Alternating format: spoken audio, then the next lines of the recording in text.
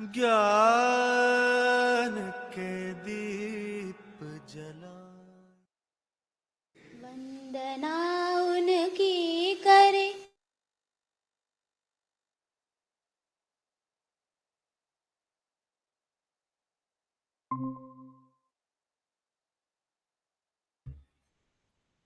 Good morning सभी को, सुबह की नमस्ते, हरिहर।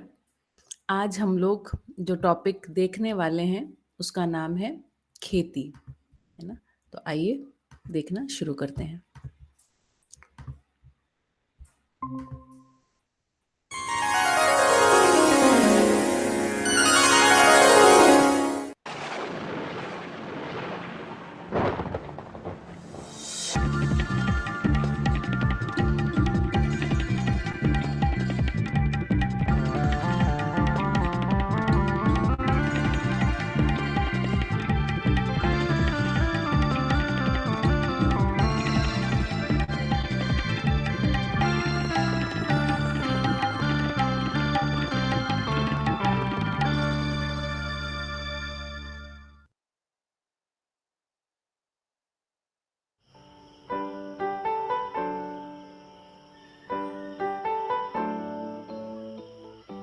भारत में कभी धान की 30,000 से अधिक किस्में हुआ करती थीं। आज सिर्फ 50 किस्में ही पूरी खेती पर छा चुकी हैं। एक अनुमान के अनुसार फसलों की 75% किस्में दुनिया से विलुप्त हो चुकी हैं। खेती में सुधार की लगातार कोशिशों के बावजूद पहली बार पैदावार में बढ़त आबादी में वृद्धि की दर से पीछे छूटती नजर आ रही है।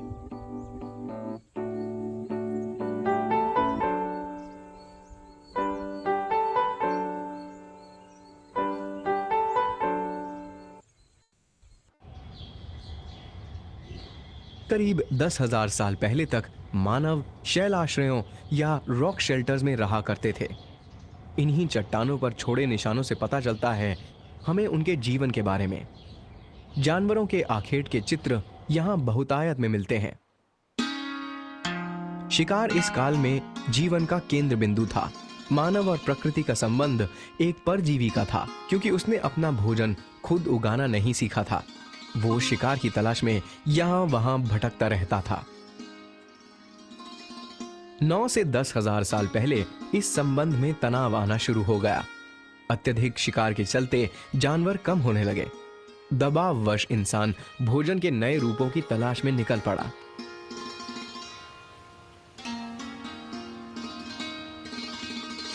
खेती की शुरुआत एक इत्तेफाक ही थी। मध्य पूर्व एशिया के एक अर्धचंद्राकार इलाके में गेहूं की एक जंगली प्रजाति फल फूल रही थी। इस गेहूं को एम्मर के नाम से जाना जाता है। यहां वहां भटकते इंसान ने इसके दानों को उपयोगी पाया। पहले पहल इन यहां वहां उगे पौधों को ही काटा गया। धीरे धीरे इंसान ने इन दानों को धरती पर बिखेर कर बोना शुरू कर दिया। खेती की प्रारंभिक शुरुआत कुछ इसी तरह हुई।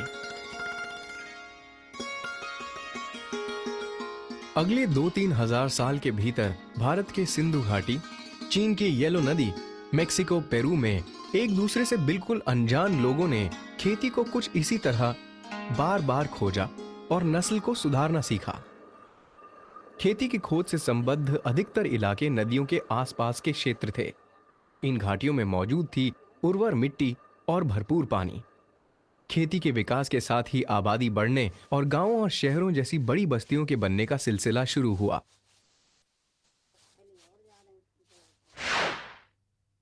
ईसा से कई हजार साल पहले ही सिंधु घाटी का इलाका एक बड़ी बसाहट का केंद्र बन चुका था, जहां खेती ही जीवन का प्राथमिक आधार थी। करीब 5,000 साल पहले बनाया गया एक खेत जोतते किसान का चित्र।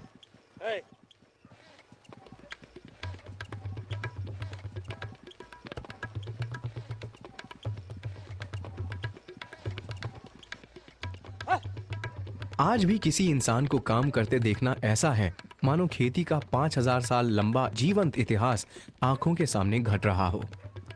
वही हल, वही बैल, बिल्कुल उसी तरह की जुताई, बीजों का चुनाव और उनकी बुआई।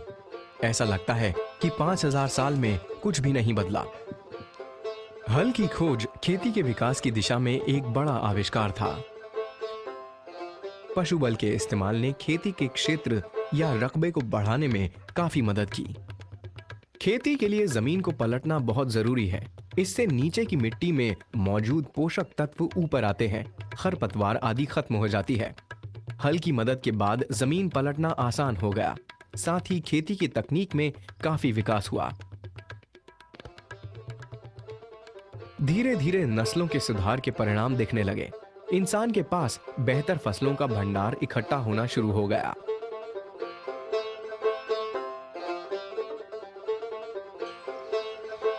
पहली फसलें जो इंसान ने बोई और काटी वो थीं गेहूं, बाजरा और चावल जैसे मोटे अनाजों की।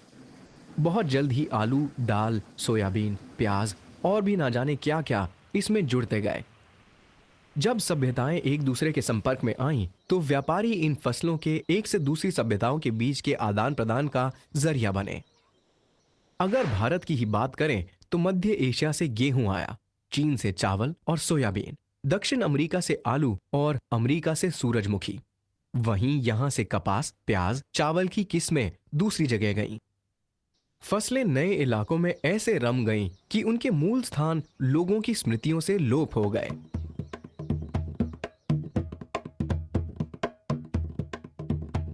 सन 1900। यूं तो दुनिया के खेतों में फसलों की विविधता थी, लेकिन वहीं उत्पादकता को लेकर एक अंतर दिखने लगा था। एक तरफ भारत, चीन, अफ्रीका के ऐसे देश थे जहां गरीबी थी, आबादी तेजी से बढ़ रही थी, जोतें छोटी थीं।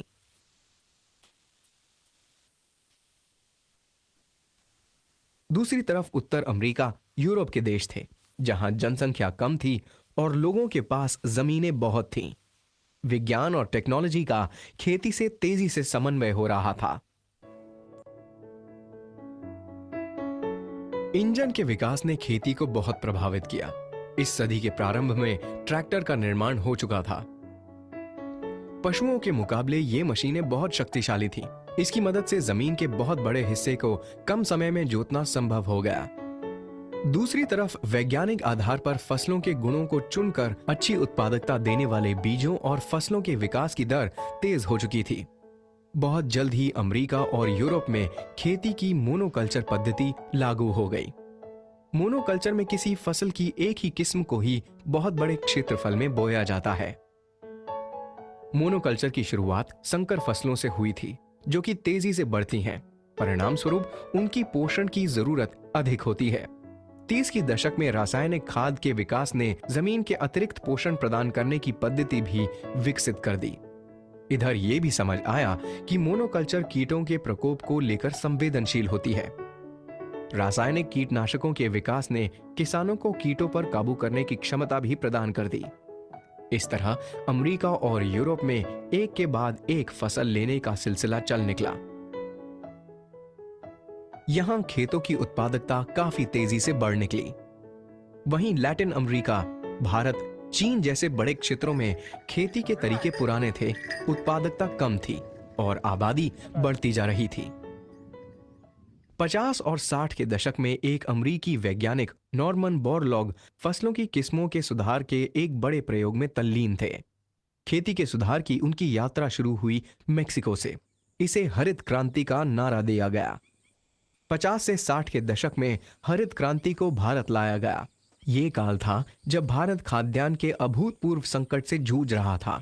देश में गेहूं का उत्पादन 1 करोड़ 20 लाख टन के आसपास था। हर साल उसे 1 करोड़ टन के गेहूं का आयात करना पड़ रहा था। 5 नदियों द्वारा लाई मिट्टी से बना मैदान पंजाब। जुलाई के शुरुआती दिन, चहुं ओर लहलहाते धान के खेत। मोनोकल्चर का एक अद्भुत नजारा, जहां एक कोने से दूसरे कोने तक एक ही किस्म का धान बोया गया हो। आज पंजाब को हरित क्रांति का अगुवा माना जाता है। 60 के दशक में हरित क्रांति की शुरुआत पंजाब से ही हुई। हरित क्रांति खेतों की उत्पादकता बढ़ाने का एक नया सुझाव था। अभी तक उत्पादन बढ़ाने का मतलब था कि नई जमीन को खेती के दायरे में लाना। लेकिन हरित क्रांति के तहत नई तकनीक के सहारे उपलब्ध खेतों की उत्पादकता को ही बढ़ाना था।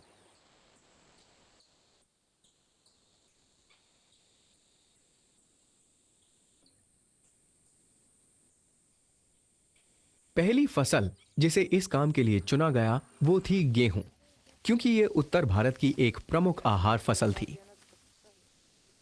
बोरलॉग ने संकर गेहूं की जिस किस्म को हरित क्रांति के लिए चुना, उसका पौधा बौना था। क्या फर्क था बौने और पारंपरिक पौधे में? पारंपरिक गेहूं का तना करीब 4 फीट लंबा होता है, उसके पकने की अवधि अधिक होती है। उसके मुकाबले बोरलॉग का बौना गेहूं 2.5 फीट ऊंचा था। कम ऊंचाई की वजह से भोजन बालियों तक जल्द पहुंच जाता था। बालियों में दाने अधिक पड़ते थे और फसलें पकने की अवधि भी कम हो गई, यानी कम समय में अधिक फसल ली जा सकती थी। जल्दी बढ़ने के कारण बौने गेहूं की पोषण और पानी की जरूरत अधिक थी। संकर बीजों की इस खेती से पूरा फायदा उठाने के लिए पंजाब में कृत्रिम खाद के वितरण और सिंचाई के साधनों में जमकर निवेश किया गया। उत्साहित किसानों ने उन्नत खेती के इस तरीके को एक झटके में लपक लिया और इसका परिणाम 1968 में ही देखने को मिला। 1968 में भारत ने 1,70,00,000 टन गेहूं पैदा किया, जो पिछले रिकॉर्ड से 50 लाख टन ज्यादा था। बहुत जल्द ही हरित क्रांति धान के क्षेत्र में भी प्रवेश कर गई। 70-80 के दशक में खेती का संवर्धन देश के लिए एक जोश बना। खेती की हर दिशा में बहुत काम हुआ।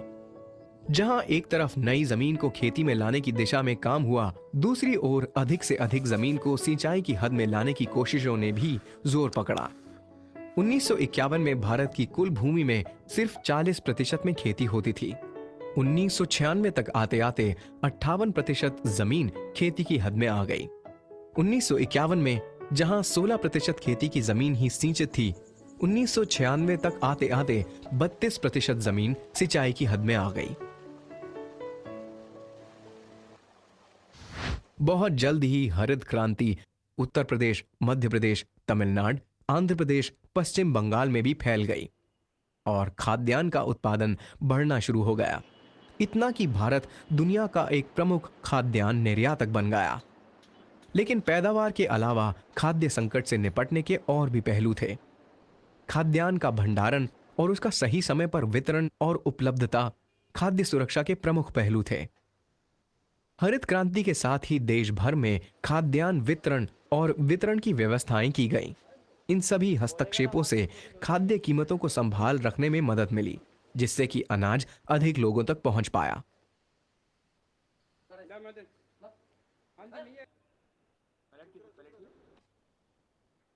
एक समय था जब खाद्यान्न उत्पादन की दर जनसंख्या बढ़ने की दर से आगे चल रही थी, लेकिन 1991 के बाद हालात बदलने लगे। 1966 में हरित क्रांति की शुरुआत के दौर में भारत में प्रति व्यक्ति प्रतिदिन अनाज की उपलब्धता थी 408 ग्राम। उत्पादन बढ़ने के साथ 1991 में यह पहुंचकर हो गई 510 ग्राम प्रतिदिन और इसके बाद आबादी की बढ़त के हिसाब से पिछड़ना शुरू हो गई।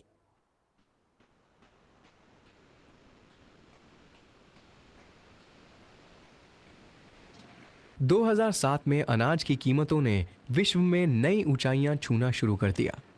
आंकड़े आने लगे कि दुनिया के 90 करोड़ लोगों के लिए हालात और भी खराब हो सकते हैं, जो पहले ही भरपेट भोजन प्राप्त नहीं कर पा रहे थे। आज पंजाब से शुरू हुई संकर बीजों की आधुनिक खेती हरियाणा, उत्तर प्रदेश, मध्य प्रदेश, तमिलनाडु, पश्चिम बंगाल में भी पहुंच गई है। लेकिन पैदावार के मामले में सभी राज्य पंजाब और हरियाणा के पीछे ही रहे। जहां पंजाब में गेहूं का औसत उत्पादन प्रति एकड़ 17 क्विंटल है, वहीं उत्तर प्रदेश में मात्र 11 क्विंटल और मध्य प्रदेश और बिहार में 7 क्विंटल ही है। इसी तरह पंजाब धान की पैदावार में भी अन्य राज्यों से कहीं आगे है। दरअसल हरित क्रांति के लिए संकर बीजों, कृत्रिम खाद और कीटनाशकों के अलावा पानी की भरपूर सुविधा चाहिए, जिसके लिए बहुत निवेश की जरूरत होती है। इसीलिए पंजाब और हरियाणा के अलावा उन्नत खेती के तरीके कई अन्य राज्यों में तो पहुंचे, लेकिन कुछ कोनों में ही सिमट कर रह गए, क्योंकि हर एक इलाका इस खेती के अनुकूल भी नहीं था। भारत में आज भी 60% खेती मानसून के पानी पर निर्भर करती है। सूखे इलाकों में जमीन की उर्वरता भी कम है। किन्हीं वजहों से इन इलाकों में खेती के सुधार के प्रयास ना के बराबर ही हुए। इधर पंजाब हरियाणा में हरित क्रांति के ऋणात्मक परिणाम दिखाई देने लगे हैं। लगातार एक के बाद एक फसल के चक्र और कृत्रिम खाद के अत्यधिक उपयोग की वजह से जमीन अपनी उर्वरता खोती नजर आ रही है। भूजल की अत्यधिक दोहन की वजह से कई इलाकों में भूजल का तल भयावह गति से नीचे गिर रहा है। साथ ही 70 के दशक के मुकाबले खेती की लागत बढ़ चली है। जहां बड़े किसान फिर भी अपने आप को संभाल पा रहे हैं, छोटे सीमांत किसानों की हालत खराब हो चली है। पिछले कुछ सालों से आबादी की दर ने खेती की दर को पीछे छोड़ दिया है। खेती पर घटते पानी, उर्वरता खोती जमीन का दबाव भी है। उत्पादकता को बढ़ाने के बारे में नए विचारों की जरूरत महसूस हो रही है। ऐसा ही एक नया तरीका है जीन संवर्धित या जेनेटिकली मॉडिफाइड प्रजातियां तैयार करना, जो कि कीटों से होने वाले नुकसान को कम कर सकें। इसकी शुरुआत हुई बीटी कपास से। दरअसल एक कीट बोलवर्म कपास की 30% तक फसल नष्ट कर देता है।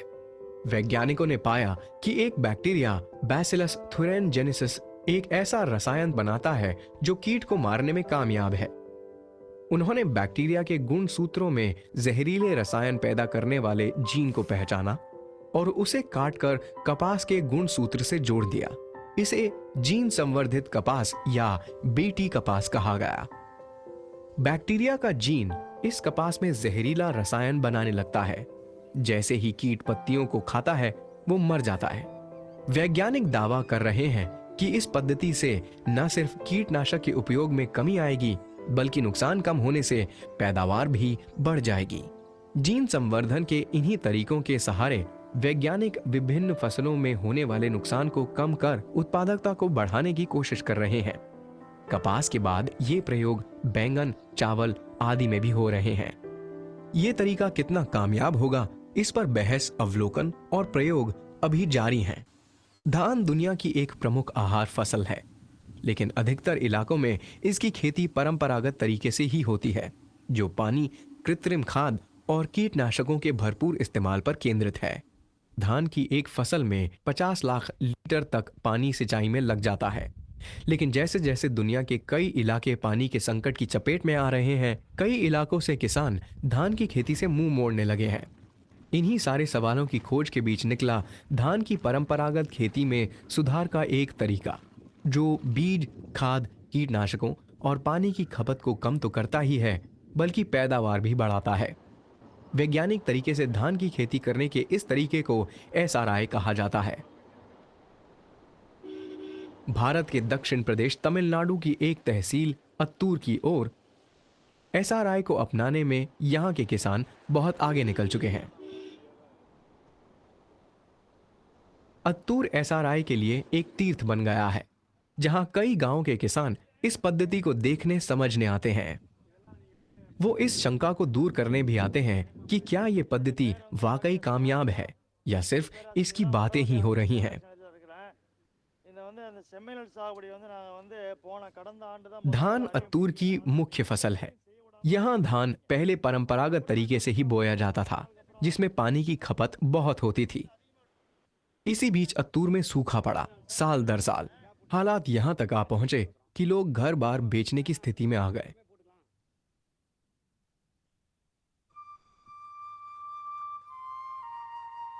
फसल के लिए तो पानी नहीं था, वरन पीने का पानी भी खरीदना पड़ने लगा। मौसम ठीक हुआ, लेकिन पानी पूरा पड़ेगा कि नहीं की शंका के चलते लोग धान बोने से कतराने लगे। इसी बीच कुछ किसानों ने एसआरआई के बारे में सुना और वो उसे अपनाने के लिए बेताब से हो उठे। एसआरआई धान की परंपरागत खेती के तरीके में एक मूलभूत बदलाव है। पारंपरिक खेती की शुरुआत ही पानी के अत्यधिक उपयोग से होती है। इसमें धान की रोपाई के 15 दिन पहले से ही खेत को पानी से लबालब कर दिया जाता है। रोपाई तक पौधे इतने बड़े हो चुके हैं कि उनके टिलर्स आ चुके होते हैं।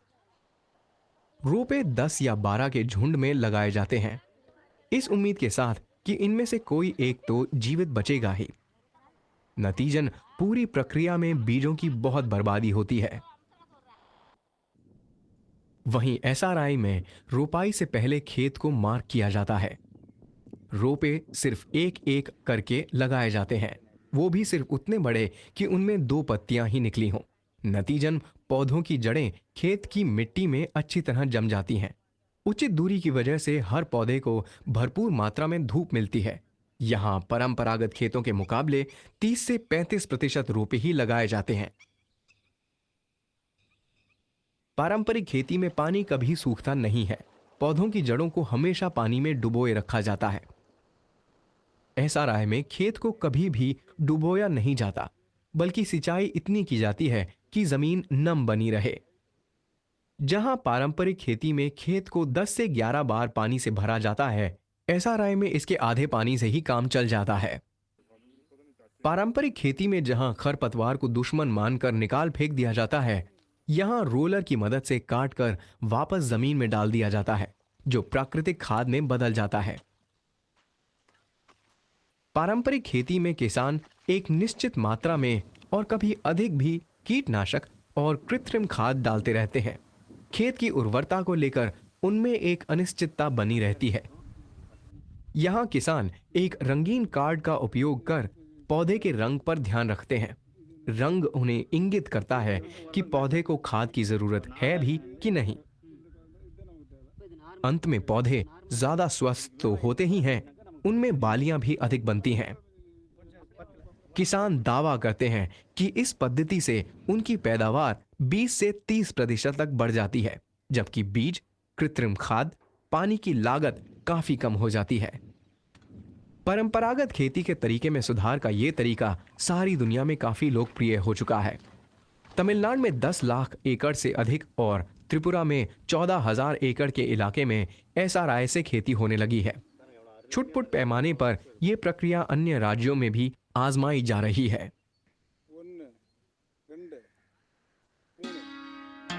एसआरआई प्रेरित करता है खेती के परंपरागत तरीकों में सुधार के नए तरीकों के सोचने की ओर।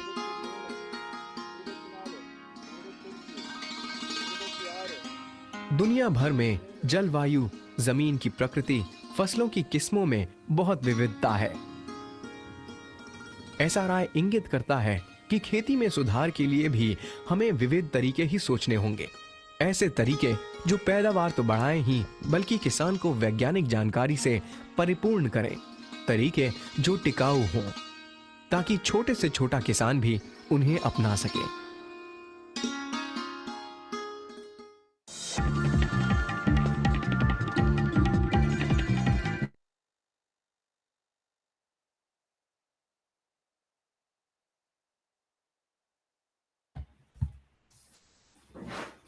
बहुत बढ़िया। गुड मॉर्निंग सभी को, हरिहर।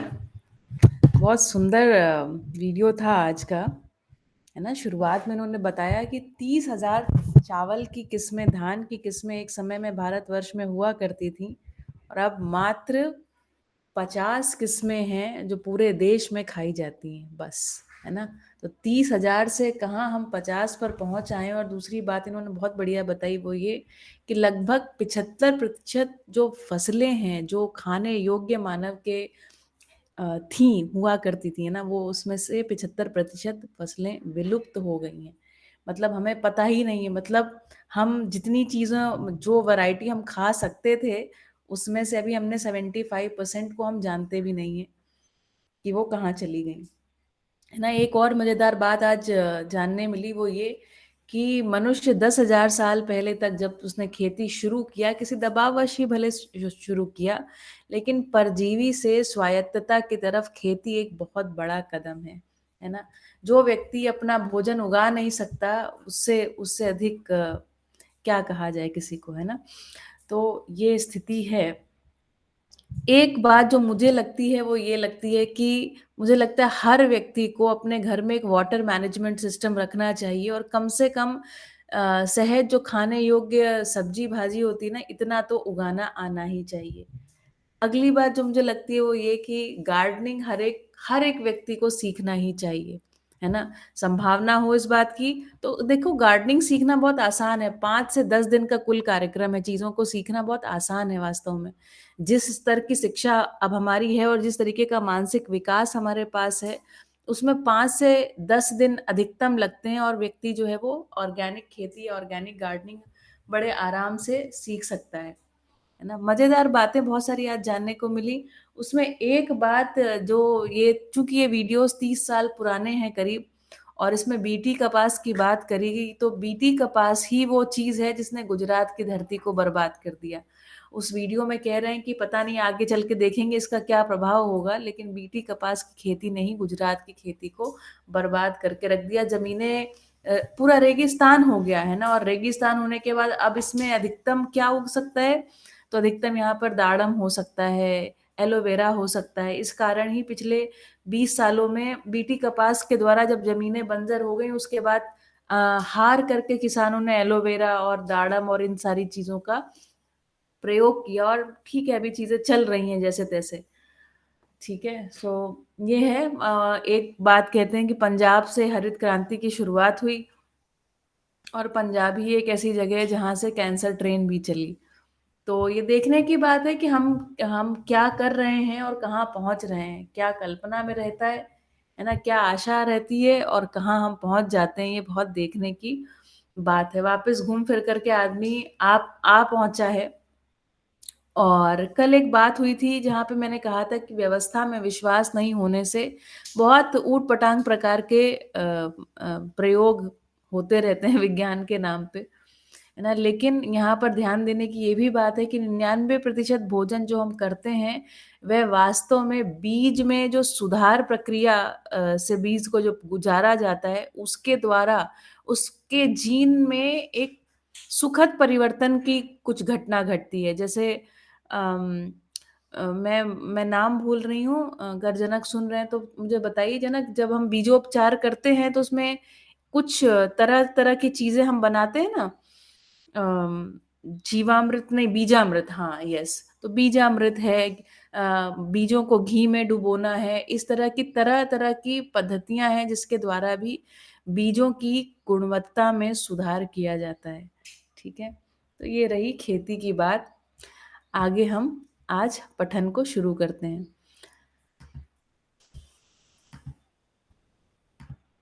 चलिए कल एक मज़ेदार बात और हमने जानी थी, वो ये कि इस अस्तित्व में सत्ता में संपृक्त एक-एक इकाई है ना, और उस इकाई के रूप में एक-एक अंश शोध में रत है, सदा-सदा अनुसंधानरत है ही। इसीलिए उसके अंदर पूर्णता के प्रति या संपूर्णता के प्रति गति को हम देख पाते हैं, है ना?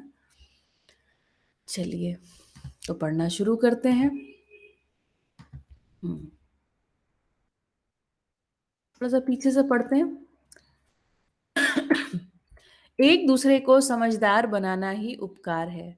फलस्वरूप सह-अस्तित्व का अर्थ परंपरा रूप में सार्थक हो पाता है। मानव परंपरा में सह-अस्तित्व को वर्तमान में बनाए रखना ही व्यवस्था है। सह-अस्तित्व के विपरीत जब भी कुछ होता है तो व्यवस्था में गड़बड़ी होती है। मानव कर्म स्वतंत्रता और कल्पनाशीलतावश कुछ भी गड़बड़ कर देता है, जैसा धरती को बहुत तंग किया। ये पता नहीं था कि इस गड़बड़ी से क्या परेशानी हो सकती है। जब पता चला तो उसका उपाय नहीं रह गया। जैसे आज मैंने आपके साथ चर्चा की ना कि बीटी कपास को लेकर के या हरित क्रांति को लेकर के, जिस सह-अस्तित्व विधि के विपरीत जब हम चले तो क्या हुआ? मुश्किल से, है ना, ऐसा लगा कुछ समय के लिए कि जैसे इन चीज़ों की परंपरा बन रही है और हम बहुत समृद्ध हो गए, पर वास्तव में ऐसा घटा नहीं। कुछ ही समय में परिणाम सामने आ गए। जब पता चला तो उसका उपाय नहीं रह गया, है ना? जैसे कि ज़मीनें क्या हो गई? बंजर हो गई हैं। अब वापस ज़मीन को सुधारना भी एक बहुत बड़ी प्रक्रिया है। हुँ, ठीक है। अच्छा, सॉरी, गलती से 1 मिनट, गलती से चैनल बंद हो गया।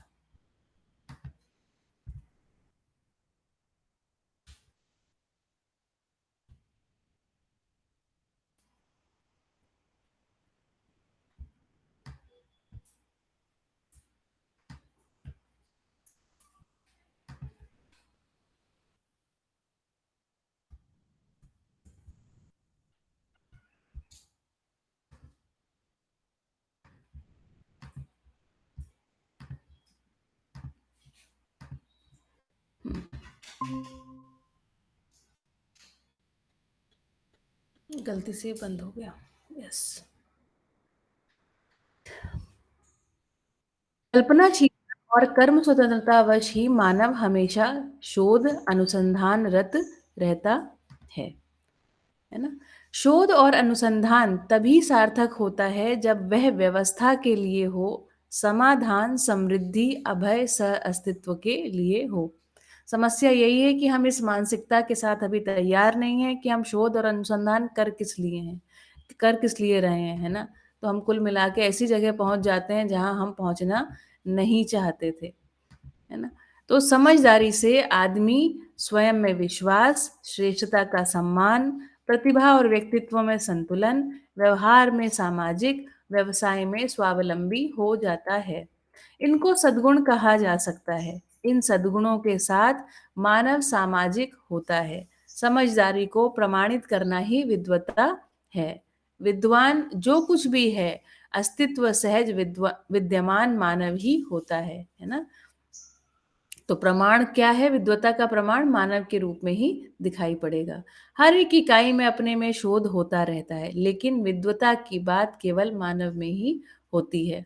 हमने कल समझा था शोध क्या है, पूर्णता अथवा संपूर्णता के लिए, अथवा इकाई के अंश में अगर देखेंगे तो एक स्थायित्व के लिए शोध या अनुसंधान लगातार चलता ही रहता है प्रत्येक इकाई में। मनुष्य में उसी का नाम, स्थायित्व का नाम क्या है? सुख है, समाधान है ना। तो ये चलता रहता है, लेकिन विद्वता की बात केवल मानव में ही होती है। इसे बाबा जी यहाँ पर ध्यानाकर्षण करा रहे हैं। अभी 4 क्रियाएं मानव में बताई गई: जानना, मानना, पहचानना और निर्वाह करना। इनमें से पहचानना, निर्वाह करना हर वस्तु में समाहित है ना। जैसे जो परमाणु अंश होते हैं एक दूसरे को पहचानते हैं, इसी आधार पर निर्वाह करते हैं। जैसे लोहा और चुंबक एक दूसरे को पहचानते हैं और उसमें निर्वाह करने के आधार पर चिपकना अथवा दूर जाने की क्रिया दिखाई पड़ती है। इसी प्रकार प्रत्येक अंश, प्रत्येक परमाणु दूसरे परमाणु को भी पहचानता है, इसी आधार पर वे बॉन्ड्स या बंधन बनाते हैं। हर वस्तु दूसरी वस्तु को पहचान रही है, तभी निर्वाह कर रही है। एक परमाणु अंश भी दूसरे को पहचानता है, फलस्वरूप वह व्यवस्था में रहते हैं। व्यवस्था में रहते हैं अर्थात दोनों मिलकर के स्थायित्व के लिए प्रयास करते हैं और सफल हो जाते हैं। एक दूसरे के साथ रह पाते हैं, कार्य कर पाते हैं, फलस्वरूप सह अस्तित्व में प्रकाशित हो पाते हैं। इसी प्रकार अणु से लेकर ग्रह गोल तक एक दूसरे को पहचानते हैं और निर्वाह करते हैं। इस ढंग से सभी पदार्थावस्था, प्राणावस्था, जीवावस्था भी एक दूसरे को पहचानते हैं और निर्वाह करते हैं।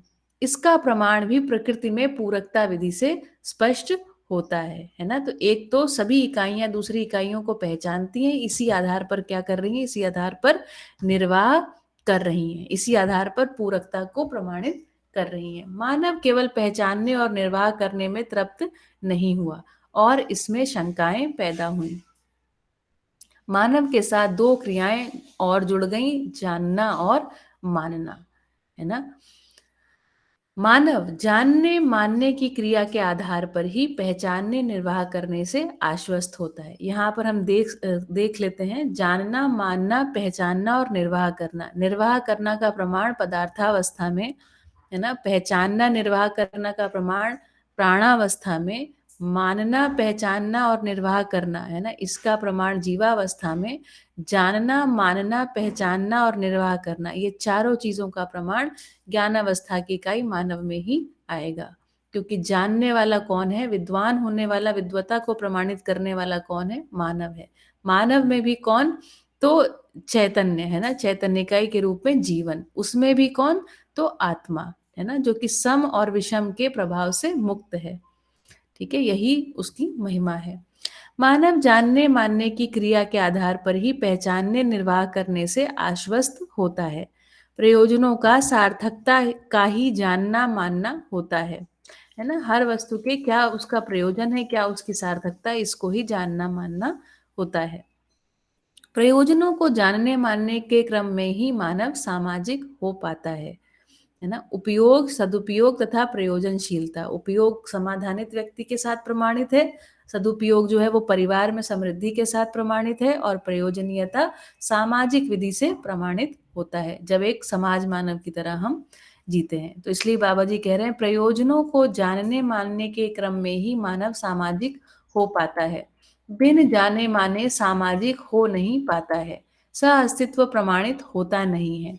मानव की बहुत बड़ी दरिद्रता का कारण यह भी है कि जानने मानने का अवसर रहते हुए भी जानना मानना नहीं हुआ, है ना। मतलब बाबा जी ये कह रहे हैं यहाँ पर कि परंपरा में सारी वस्तुएं, सारी बातें उपलब्ध होते हुए भी जानना मानना मनुष्य में हो नहीं पाया, है ना। अवसर उपलब्ध रहे, मानव इस स्थिति में स्वयं दरिद्र रहता है, औरों को भी दरिद्र बनाता है। मानव स्वयं अपनी दरिद्रतावश ही धरती को दरिद्र बनाया है। मैं समझता हूँ जो मानने जानने वाला भाग है उसको प्रखर बनाया जाना चाहिए। तो क्या कह रहे हैं यहाँ पर, ध्यान दिला रहे हैं कि जानने मानने वाले भाग को तृप्त करना आवश्यक है। हर व्यक्ति में इस प्रखरता की संभावना है, हर व्यक्ति में इस प्रखरता की आवश्यकता है, यह समीचीन है। समझदारी को प्रमाणित करना और परंपरा के रूप में प्रवाहित करना ही विद्या का मतलब है। कितनी सुंदर बात कही, समझदारी को प्रमाणित करना और परंपरा के रूप में प्रवाहित करना, है ना। एक पीढ़ी से दूसरी पीढ़ी में यह समझदारी आ जाए, इसको ही बाबा जी क्या कह रहे हैं, विद्या का यही अर्थ है ना। विद्वता आई, इस बात का ये प्रमाण होगा। जीवन की क्रियाओं को मूलतः 5 भागों में देख पाते हैं। हर भाग में 2-2 क्रियाएं होती हैं, स्थिति और गति के रूप में। जैसे हर जीवन में आशा नाम की क्रिया होती है, जिसमें 2 क्रियाएं होती हैं, चयन और आस्वादन। मन के स्तर पर, है ना, आशा नाम की क्रिया है। तो और उसमें क्या है, दो क्रिया है, चयन और आस्वादन। आस्वादन के लिए क्या चुनते हैं, यह एक चयन क्रिया है ना। किसी वस्तु को भोगने के फलस्वरूप जो आस्वादन होता है उसे कह रहे हैं। आस्वादन के लिए क्या चुनते हैं, यह एक चयन क्रिया है। आस्वादन करते हैं, यह भी एक क्रिया है। ये दोनों जहां होती हैं उस भाग का नाम मन है ना। आस्वादन के लिए चयन और आस्वादन 2 क्रियाएं जहां पर होती हैं उस भाग का नाम क्या दिया है, मन। चयन क्रिया में हमारे आस्वादन के लिए क्या क्या चीज चाहिए, तो मानव तमाम प्रकार की परिकल्पना किया है और तमाम प्रकार की चीजें इकट्ठा किया है और इकट्ठा करने में संलग्न है ना। तो किन चीजों के आस्वादन की जो उसे आस्वादन करना उसके लिए संग्रह में लिप्त हो गया है। हमने अभी तक सुविधा संग्रह के लिए इकट्ठा किया है। उसका कारण है कि सुविधा संग्रह के प्रयोजन को जानने मानने के लिए ये हम जितना पीछे रहे हैं, सुविधा संग्रह के लिए उतना ही विवश होते गए। क्या कहने की कोशिश कर रहे हैं यहाँ पर कि हमें कुछ चीजों के आस्वादन करने थे, उस आधार पर हम चयन कर रहे थे। चयन करने के क्रम में हम चीजों को क्या करने लग गए, इकट्ठा करने लग गए। उस इकट्ठा करने के प्रयोजन को जानने मानने में पीछे रह गए। अब पीछे रह गए तो क्या हो गया, विवश होते चले गए, है ना।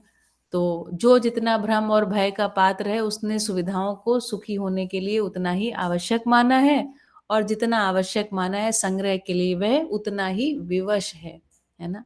मूढ़ताएं और विवशताएं साथ साथ चलती हैं, यही सिस्टम हमने खड़े किए हैं। सुविधा संग्रह में कहीं तृप्ति बिंदु नहीं मिला, जबकि इसके व्यावहारिक प्रयोजन को समझने पर समझ आता है कि यह शरीर के पोषण संरक्षण के लिए आवास, आहार, अलंकार अर्थात साधन की जरूरत के रूप में है। तो व्यावहारिक प्रयोजन देखने जाते हैं वस्तुओं का तो इससे अधिक निकलता नहीं है। समाज गति के लिए दूर गमन, दूर श्रवण, दूर दर्शन की आवश्यकता स्पष्ट होती है। किसके लिए, समाज गति के लिए। अभी हम किसके लिए इस्तेमाल कर रहे हैं, अधिकतर इस्तेमाल किसके लिए हो रहा है, एंटरटेनमेंट के रूप में, है ना। तो ये सभी चीजें उपलब्ध हो गई हैं और सुविधा संग्रह के आधार पर मानव तृप्त नहीं हुआ। यह एक भारी विडंबना की बात है कि वस्तुएं तो उपलब्ध हो गई हैं और सहज सुलभ हो गई हैं, है ना। उपलब्धता के साथ सहज सुलभता भी हो गई, लेकिन सुविधा संग्रह के आधार पर मानव तृप्त नहीं हुआ। और अभी तो स्थितियां ये हैं कि तरह तरह की समस्याओं से, मानसिक बीमारियों से जूझ रहा है। यह एक भारी विडंबना की बात है। जीवन की और 2 क्रियाओं विश्लेषण और तुलन है ना। वृत्ति के स्तर पर तुलन और विश्लेषण क्रियाएं होती हैं। विश्लेषण क्रिया को जीवन अपने बलबूते पर जो कुछ भी हो सकता है करता ही है। तमाम विश्लेषणों में प्रयोजनों को ही पहचानने की बात आती है। जितने हम एनालिसिस करते हैं उसमें हम कुल मिला के प्रयास तो यही करते हैं कि प्रयोजन पहचान में आ जाए। प्रयोजन मूलतः समाधान, समृद्धि, अभय, सह अस्तित्व पूर्वक जी कर प्रमाणित करना है। समाधान, समृद्धि, अभय और सह अस्तित्व ये क्या है? मानव लक्ष्य हैं। इसके विपरीत ले जाएं तो भोग, अतिभोग, जहां मानव कहीं टिक नहीं पाएगा, है ना। और वहीं हम चल रहे हैं फिलहाल। अभी विज्ञान निष्कर्ष निकालता है कि सभी मानव कुछ देर में मर जाएंगे और धरती नष्ट हो जाएगी। वह हो ही जाना है। धरती की विधि से सोचें तो धरती सर्व समृद्ध होने के पश्चात ही मानव आवास के लायक होने के बाद धरती पर मानव का अवतरण हुआ। पिछले जितने भी हमने वीडियोस देखे हैं, 10-12 वीडियोस में हमने देखा 4.5 अरब वर्ष के इतिहास में मानव कुल 1 लाख वर्ष से इस धरती पर है। 4.5 अरब वर्ष इस धरती पर श्रम हुआ है ना। एक एक अवस्था ने श्रम किया है, तब जाकर धरती मानव के आवास बनने लायक हो पाई है। और पिछले कुछ ही वर्षों में, पिछले 100 वर्षों से भी कम में हमने इस पूरे श्रम को, है ना, मिट्टी बना दिया। मतलब उसको हमने नष्ट कर दिया, उसका हम कोई मूल्यांकन कर नहीं पाए। तो धरती की विधि से सोचें तो धरती सर्व समृद्ध होने के पश्चात ही मानव आवास के लायक होने के बाद धरती पर मानव का अवतरण हुआ। मानव को शनै शनै अर्थात धीरे धीरे जीव चेतना क्रम में जागृत होने का अवसर प्रदान किया। मानव जागृत होने के स्थान पर भोग अतिभोग की ओर अग्रसर हुआ। भोग अतिभोग को दिशा बनाने के कारण मानव सुविधा संग्रह के अंतहीन सिलसिले की ओर अग्रसर हुए, है ना। और अब हमारी ये भी विडंबना है कि अब हम सफलता को, किसी भी व्यक्ति को सफलता को अगर हमें गिनना हो ना कि सफलता, ये व्यक्ति सफल हुआ कि नहीं हुआ, तो हम ये देखते हैं कोई भी व्यक्ति कितना अति भोग बहुभोग करने की स्थिति में है, उसे हम उतना अधिक सफल मानने लग गए हैं। तो अभी हमारी ये फिलहाल की स्थिति है। सबकी सुविधा संग्रह की हविष पूरा करने की सामग्री इस धरती में नहीं है, इसलिए कहीं ना कहीं यह हविष आदमी को डुबाएगी। इसलिए सारे सुविधा संग्रह को प्रयोजन सम्मत करना जरूरी है। प्रयोजन सम्मत करना जरूरी, ये कब होगा?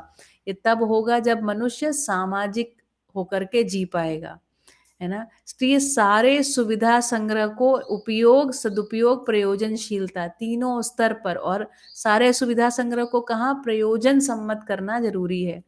प्रयोजन सम्मत करते हैं तो शरीर पोषण, संरक्षण और समाज गति ही निकलता है। समाज गति की ओर जाते हैं तो अखंड समाज में भागीदारी करना, सार्वभौम व्यवस्था में भागीदारी करना ही निकलता है। इन प्रवर्तनों में आदमी जीने जाता है तब समाधान, समृद्धि पूर्वक, सुख शांति संपन्न होकर जीना बनता है ना। यहाँ पर समाधान, समृद्धि, सुख शांति है ना। इसका अर्थ क्या है? इसका अर्थ है कि किन किन स्तर पर जी पाएगा? व्यक्ति में समाधान, परिवार में समृद्धि, समाज में अभय और राष्ट्र में सहअस्तित्व विधि से जीना बनेगा, है ना। इसके फलस्वरूप मनुष्य स्वयं में समाधानित होकर सुखी, परिवार में समृद्धि होने के कारण शांति, है ना, सुख शांति, और उसके बाद समाज में जब अभय हो जाएगा तो मनुष्य के भीतर संतोष। इस प्रकार से सुख, शांति, संतोष, आनंद, राष्ट्र में सहअस्तित्व के रूप में जी पाएगा तो आनंद के रूप में जीना बनता है, जिसकी प्यास सर्व मानव में है ही। इस विधि से अस्तित्व में जागृति को प्रमाणित करना ही जीवन का उद्देश्य है। इसमें अद्भुत स्रोत सफलता का आधार यही है कि हर व्यक्ति व्यवस्था में जीना चाहता है ना। और ये सफल हो जाएगा, ये किस आधार पर कह रहे हैं? क्योंकि उसके लिए जो जरूरी आवश्यक तत्व है वो हर व्यक्ति में रखा हुआ है, सूक्ष्म इच्छा के रूप में ही सही, लेकिन रखा तो हुआ है ना। सूक्ष्म से कारण और कारण से तीव्र इच्छाओं का बन जाना, है ना। और उसके बाद उस पे कार्यक्रम हम बना पाए, व्यवस्थाएं खड़ी कर पाए, बस इतना ही हमें काम करना है। भ्रम पर्यंत व्यवस्था का मूल तत्व भय और प्रलोभन है। जब तक भय व्याप्त रहेगा, है ना, भ्रम पर्यंत व्यवस्था का मूल तत्व, जो व्यवस्थाएं हम खड़ी करने का प्रयास करेंगे, उसके मूल तत्व के रूप में भय और प्रलोभन रहेगा ही। प्रिय हित लाभ की दृष्टि में जीते हुए भय प्रलोभन के आधार पर ही सारी व्यवस्थाएं खड़ी करेंगे। जागृति के अनंतर अर्थात जागृति के बाद मूल्य, मूल्यांकन और उभय तृप्ति को पहचानना, जिसके लिए समझदारी को विकसित करने की आवश्यकता है। जय हो, मंगल हो, कल्याण हो। ठीक है, बहुत बढ़िया। आगे पढ़ते हैं जीवन का स्वरूप। ये बहुत इंटरेस्टिंग बात है ना, और बाबा जी का अनुसंधान भी है ये। जीवन का स्वरूप, मन, वृत्ति, चित्त, बुद्धि, आत्मा का अविभाज्य स्वरूप जीवन है। ये कभी अलग अलग होते नहीं हैं। मन का दो कार्य रूप है, चयन और आस्वादन। वृत्ति का दो कार्य रूप है, विश्लेषण और तुलन। चित्त का दो कार्य रूप है, चित्रण और चिंतन। बुद्धि का दो कार्य रूप है, रितंभरा और बोध। आत्मा का दो कार्य रूप है, प्रामाणिकता और अनुभव। एक इसमें घटना स्थिति के रूप में है और दूसरी जो है वो गति के रूप में दिखाई पड़ती है। ये 10 क्रियाओं के रूप में हर जीवन सतत कार्यरत है। अगर आपने परिचय शिविर का आखिरी दिन आपको याद हो, तो आपने इन इन क्रियाओं को उस दिन आखिरी दिन पढ़ा था, समझा था। ठीक है, तो मन में क्या है, चयन आस्वादन। वृत्ति में क्या है, तुलन विश्लेषण। चित्त में क्या है, चित्रण चिंतन। बुद्धि में क्या है, रितंभरा और बोध। और आत्मा में क्या है, प्रामाणिकता और अनुभव। ठीक है, ये 10 क्रियाओं के रूप में हर जीवन सतत कार्यरत है। सतत मतलब लगातार।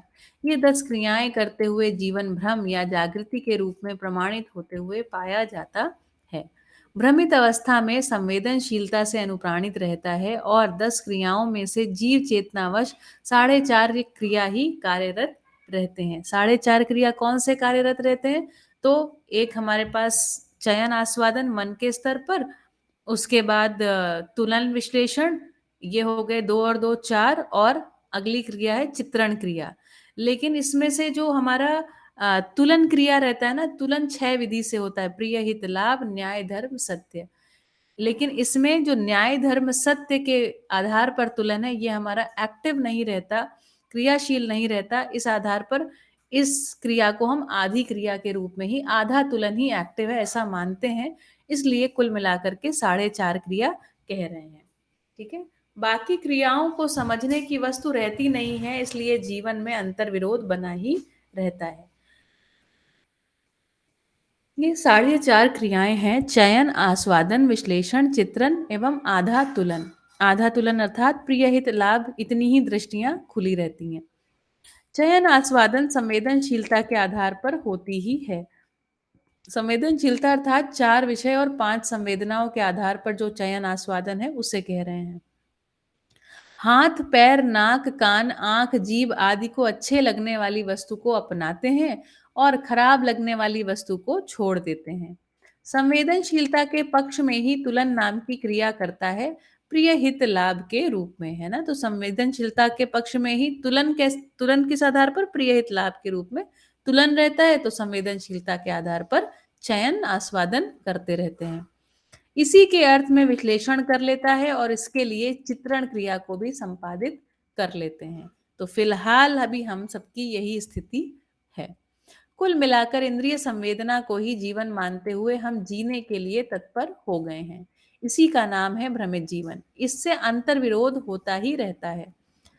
ये ठीक है या गलत है, या ज्यादा है कम है, इस तरह का सारा संकट मानव के सामने रखा ही रहता है।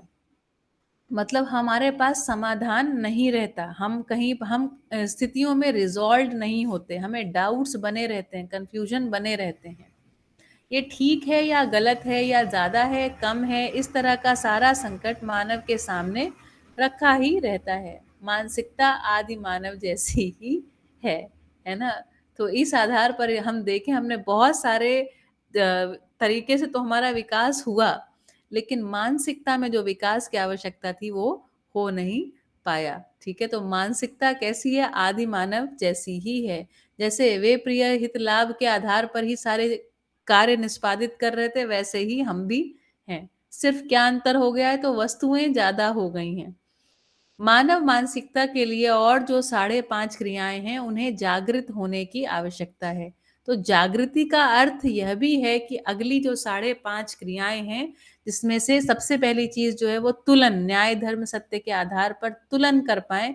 यहाँ से शुरुआत करते हुए आगे चिंतन क्रिया, और उसके बाद ऋतंभरा और संकल्प, अनुभव और प्रामाणिकता, इतनी 5.5 क्रियाएं हमारी एक्टिव हो जाएं, उस विधि से हम आगे बढ़ने लगे। इसी का नाम यहाँ पर जागृति है। 5 संवेदनाओं और 4 विषयों को पहचानने निर्वाह करने के लिए 4.5 क्रियाएं पर्याप्त हैं। इसी में मानव पशु व राक्षसवत जीता है। मानवत्व के रूप में जीना केवल 4.5 क्रियाओं से बनता नहीं है ना। और यह भी विडंबना है कि हमारा सारा विज्ञान, खास तौर पर मनोविज्ञान, मनोविज्ञान किसका अध्ययन कर रहा है? 4.5 क्रियाओं में जीते हुए मानव का अध्ययन करके प्रयास कर रहा है कि हम सुखी हो जाएंगे। ये घटना कभी घटने वाली नहीं। मानवत्व के रूप में जीना केवल 4.5 क्रियाओं से बनता नहीं। तो जहां है चेतना के जिस स्तर पर हम हैं, है ना, प्रिय हित लाभ में तुलन करते हुए, 4 विषय 5 संवेदनाओं के आधार पर चयन आस्वादन करते हुए, है ना, उसी आधार पर चित्रण करते हुए, उसी आधार पर निर्माण कार्य को करते हुए, हम अगर ये प्रयास, अगर ये इच्छा में भी हमारी बना हुआ है ना, तो ये हमारी परम मूर्ता है। ठीक है। मानवत्व रूप में जीना केवल 4.5 क्रियाओं से बनता नहीं, उससे संतुष्टि होती नहीं। अब जो मूल मुद्दा है, जीवन की सभी 10 क्रियाओं को व्यवहार में प्रमाणित करना ही जागृति है। थोड़े भाग को प्रमाणित करने से जागृति वाली बात बनती नहीं है। जैसे शरीर स्वस्थ है तो 5 ज्ञानेंद्रिय और 5 कर्मेंद्रिय सटीकता से एक दूसरे के तालमेल से कार्य करते रहते हैं। यदि इसमें से हाथ काम ना करता हो, पैर काम ना करता हो, लूला लंगड़ा ही कहेंगे, उसको स्वस्थ आदमी कहेंगे नहीं। ठीक है। तो कह रहे हैं 4.5 क्रिया में हमारी ताकत कितनी है? 10 क्रियाओं में काम करने की। 10 क्रियाएं हमारी एक्टिव होनी चाहिए, लेकिन 10 क्रियाओं में से चल कितनी रही हैं? 4.5 क्रियाएं ही चल रही हैं। तो हमारी स्थिति किसी लूले लंगड़े से कम नहीं है ना। अभी हम स्वस्थ नहीं है। मन स्वस्थता के आशावादी के रूप में अपनी पहचान करते हैं। मन स्वस्थ अभी हमारा हो नहीं गया है। मन स्वस्थता तो जब तक हमारी 10 क्रियाएं एक्टिव नहीं है तब तक होगी नहीं। जागृति तब तक नहीं हो सकती जब तक जानने मानने की क्रिया को हम पहचानने निर्वाह करने के क्रिया के साथ जोड़ नहीं पाएंगे। तो पहचानना निर्वाह करना पर्याप्त नहीं है, जानने मानने की क्रिया के साथ पहचानना और निर्वाह करना भी होना है। इसको जोड़ पाएंगे तभी उसे हम जागृति कह रहे हैं। अभी तक संवेदनाओं को पहचानने निर्वाह करने की क्रिया विधि के साथ ये 4.5 क्रियाओं को हम सब प्रमाणित कर दिए। आगे की क्रिया व्यवहार में प्रमाणित होती है। यही जागृति का आधार है। यह जानने मानने की विधि से ही होगी। एक बाबा जी का वीडियो है जिसमें वो कहते हैं जाने हुए को मान लो, माने हुए को जान लो। तो उसमें राकेश गुप्ता भैया बैठे हुए हैं, पूछते हैं किसके जाने हुए को मान लें। बाबा जी कहते हैं जो जागृत व्यक्ति है, जो जाना है, उसके जाने हुए को मान लो। इस विधि से परंपरा के रूप में बात आगे बढ़ेगी, है ना। तो बाबा जी के द्वारा जो जाना गया है उसको मान लेने के आधार पर, उसको मान लिया और उसके आधार पर पहचानना निर्वाह करने की घटना को घटाना है।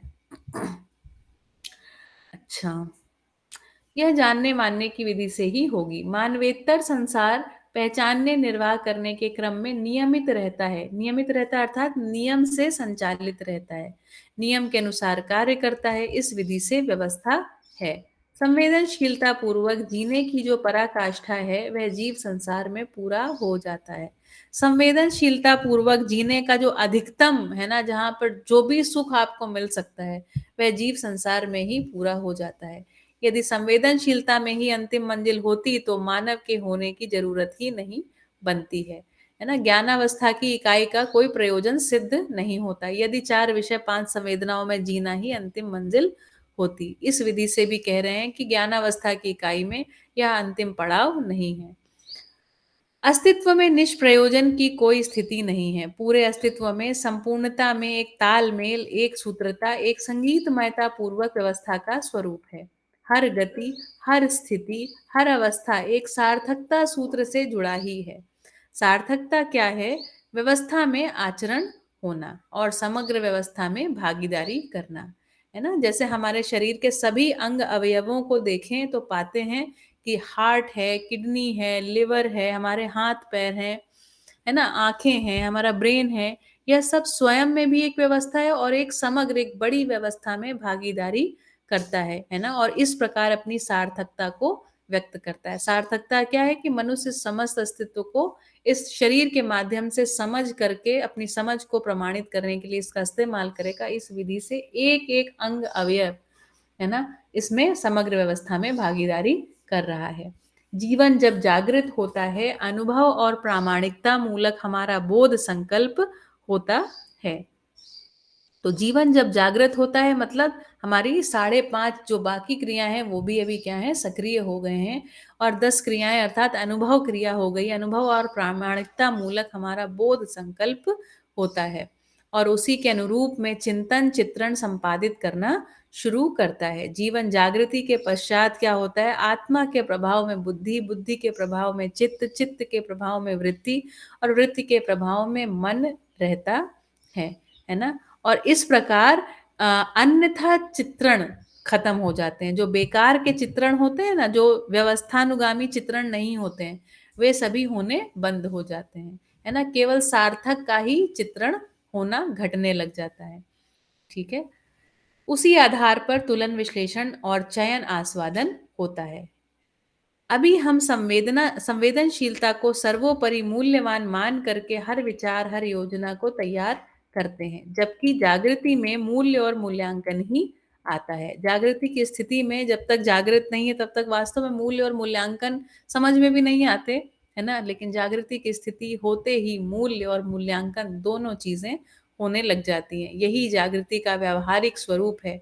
मूल्य मूल्यांकन होने से हम न्याय कर पाते हैं। इस विधि से दोनों पक्ष उभय तृप्ति पूर्वक जी पाते हैं। संवेदनशीलता मूलक विधि से हमने जीने की कला को विकसित करने का काम पूरा कर लिया है। संवेदनशीलता में जो अधिकतम हो सकता है ना, जीने की जो भी कलाएं विकसित हो सकती हैं, वो काम हमने पूरा कर लिया है। मानव जाति को अब इस दिशा में बहुत प्रयास करने की जरूरत नहीं है। इस विधि से जीने के लिए जो जरूरत की वस्तुएं हैं वे मानव को छोड़कर बाकी संसार है ना। इस विधि से जीने के लिए जो जरूरत की वस्तुएं हैं वो क्या है? मानव को छोड़कर बाकी संसार, अर्थात बाकी जो हमारे अवस्थाएं हैं उनको कह रहे हैं, जिसमें जीव, वनस्पति और पदार्थ संसार हैं। इन तीनों को आदमी ने कैसा उपयोग किया, अब आप सबको विदित है। विदित है मतलब हमको पता है, हमने जिस विधि से उपयोग किया है, ऐसी सुविधा संग्रह स्वार्थ की दौड़ में दौड़े हैं कि सभी चीजों को हमने विकृत करके छोड़ दिया है। इसमें कैसे ज्यादा से ज्यादा सफल हुए हैं ये भी विदित है। हम ये सब सफलता के लिए किसी को विफल होने की बात करते हैं तो असंतुलन होता है ना। हम सफलता के लिए कोई, हमारी सफलता के लिए कोई और विफल हो जाए, जैसे ही ये कार्यक्रम हम शुरुआत करते हैं तो असंतुलन होने लग जाता है। हमने अब इसको बेसिकली अगर छोटी सी भाषा में एक एक लाइन में कहे ना, तो प्राकृतिक नियम वास्तव में मानव को समझ ही नहीं आए हैं। प्राकृतिक नियमों में जी ही नहीं पाए, जो तीनों अवस्थाओं के साथ असंतुलन हमने घटा लिया है ना। हम एक कीड़े को, एक कीट को मारने जाते हैं, 50 और समस्याएं लेकर के खड़े हो जाते हैं खेती में ही। मिट्टी को एक विधि से सुधारने जाते हैं और 50 विधि से खराब कर लेते हैं। ये हमारी स्थिति है। हमने अभी तक जो सुविधा संग्रह का काम किया है उसमें धरती तंग हो गई है। धरती को बचा पाना संभव है कि नहीं, ये भी एक प्रश्न चिन्ह है। इस क्रम में जो कुछ भी अपराध धरती पर कर रहे हैं उसको रोकना ही पड़ेगा और अपराध विहीन विधि को समझना पड़ेगा। उसके लिए अभी जितनी भी विज्ञान की बात किए हैं अथवा कला और शिक्षा में प्रवेश हो चुकी है, इससे अपराध मुक्ति नहीं हो सकता। इसमें डूबने की जगह है, इसमें धरती को नाश करने की जगह है, मानव एक दूसरे को तंग करने की जगह है। अभी तक हम बड़े बड़े राज्य मिलकर के कोई सभा बना दिए हैं, संयुक्त राष्ट्र संघ, जिसमें बहुत से सम्मेलन हुए, पर आज तक यह निर्णय नहीं हो पाया कि सामरिक शक्ति अधिकार इस संघ में होना चाहिए या राष्ट्रों में होना चाहिए या नहीं होना चाहिए। सामरिक अर्थात युद्ध से संबंधित जो शक्ति है, समर अर्थात युद्ध होना चाहिए या नहीं होना चाहिए। इसी प्रकार शिक्षा के लिए हर वर्ष में 4 बार समीक्षा होती है। पुनः विचार, पुनः समीक्षा, किंतु आज तक यह तय नहीं हुआ कि मानव के लिए सुखद शिक्षा क्या होनी चाहिए, है ना? सुखद सुंदर बात यह है कि मध्यस्थ दर्शन के रूप में प्रस्ताव आ चुका है जो कि हमारे सामने है ना? इसका अध्ययन भले ही हमें लगता है कि पता नहीं क्या बात कर रहे हैं, शुरू-शुरू में कई बारी समझ में भी नहीं आता। एक लंबी प्रक्रिया है, लेकिन यहाँ से रास्ता कम से कम दिखता है, इतनी समीक्षा तो स्वयं में हो ही जाती है। ठीक है? तो आज के लिए इतना ही। और आप में से कोई कुछ शेयरिंग करना चाहे तो शेयरिंग कर सकते हैं। आज आपने क्या सीखा, क्या जाना, कौन-सी बात आपको अच्छी लगी, शेयर कर सकते हैं। शेयर करने के लिए आप अपने आप को अनम्यूट कर सकते हैं।